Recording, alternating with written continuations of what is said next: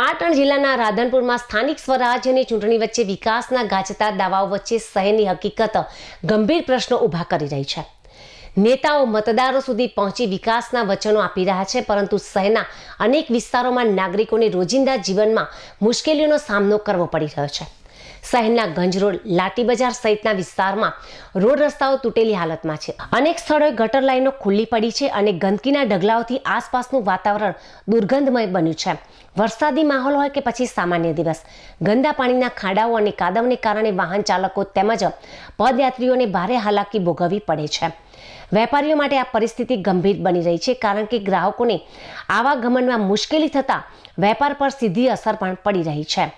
સ્થાનિકો જણાવે છે કે આ સમસ્યા અંગે નગરપાલિકામાં વારંવાર મૌખિક તેમજ લેખિત રજૂઆત પણ કરવામાં આવી છે, છતાં તંત્ર દ્વારા કોઈ કડક અને અસરકારક કાર્યવાહી કરવામાં આવતી જ નથી। માત્ર આશ્વાસનો આપવામાં જ આવે છે, પરંતુ સ્થળ પર કોઈ જ સ્થાયી ઉકેલ જોવા મળતો જ નથી। ખાસ કરીને નગરપાલિકા પ્રમુખ અને ચીફ ઓફિસર સુધી આ મુદ્દાઓ અનેક વખત પહોંચાડવામાં આવ્યા હોવા છતાં જવાબદાર તંત્રની નિષ્ક્રિયતા લોકોમાં અસંતોષ અને રોષ વધારતી જઈ રહી છે।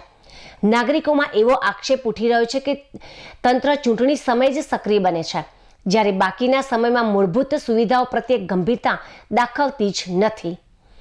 રાધનપુરમાં હાલની પરિસ્થિતિ માત્ર અસુવિધાઓનો મુદ્દો નથી, પરંતુ આરોગ્ય અને સુરક્ષા માટે પણ ખતરો બની રહી છે। ખુલ્લી ગટર અને ગંદકીના કારણે રોગચાળો ફેલાવાની ભીતિ પણ ઊભી થઈ છે। તેમ છતાં નગરપાલિકા દ્વારા તાત્કાલિક પગલાં લેવામાં આવી રહ્યા નથી, જે નાગરિકોમાં વિશ્વાસઘાત જેવી લાગણી પેદા કરી રહ્યું છે।